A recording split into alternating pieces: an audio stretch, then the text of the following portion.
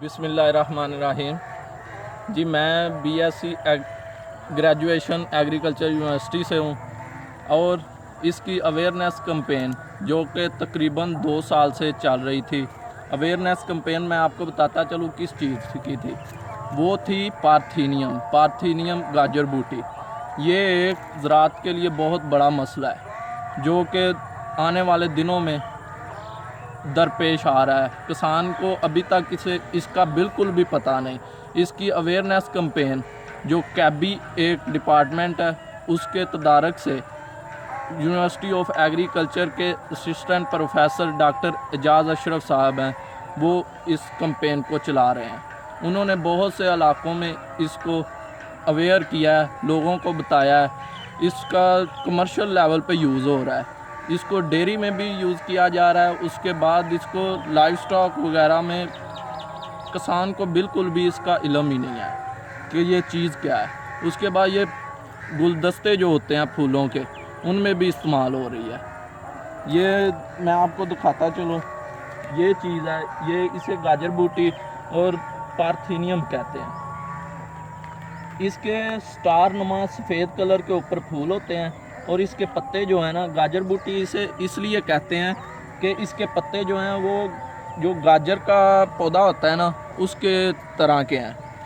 तो आइए मैं आपको एक भाई से मिलाता हूँ जिन्हें इसका बिल्कुल भी पहले पता नहीं था, जो इससे पहले अफेक्टेड हो चुके हैं, उनको इससे एलर्जी हो चुकी है। चले मैं आपको भाई से मिलाता हूँ। ये हैं भाई मिस्टर गुलनाम साहब। अस्सलाम वालेकुम। ये जैसा तो इन्होंने बताया तो ये जो गाजर बूटी है इसके बारे में मुझे इल्म नहीं था। यानी फ़र्स्ट टाइम मैंने एक गुलदस्ता लिया, तो वो मैंने अपने जो मेहमान थे उनको प्रेजेंट करना था, तो उसमें वो मैंने लिया। लेकिन लेते हुए मुझे तो 2-3 मिनट होने, उसके बाद मुझे ना एलर्जी, मुझे यानी जिस्म पे जैसे रेड रेड दौड़ नहीं हो जाते, वैसे ऐसे फीलिंग आना शुरू हो गई। वो जब उस वक्त तो मुझे पता नहीं था, वो मैंने पहन लिए। लेकिन फिर उसके बाद मुझे ये भाई मिले, इन्होंने मुझे बताया उसके बारे में। उन्होंने कहा कि ये तो बहुत ज़्यादा ना ख़तरनाक है, इंसानों के लिए भी, जानवरों के लिए भी और फसलों के लिए भी। तो इसलिए मैं तो आपसे भी यही इल्तमास करता हूँ कि आप इससे बचें, और जब भी इस पौधे को देखें तो हाथों पे ये ग्लव्स सर्जिकल पहन के, और फिर इसको हाथ लगाना है, वैसे हाथ भी नहीं लगाना, और फिर इसको तलफ कर देना है।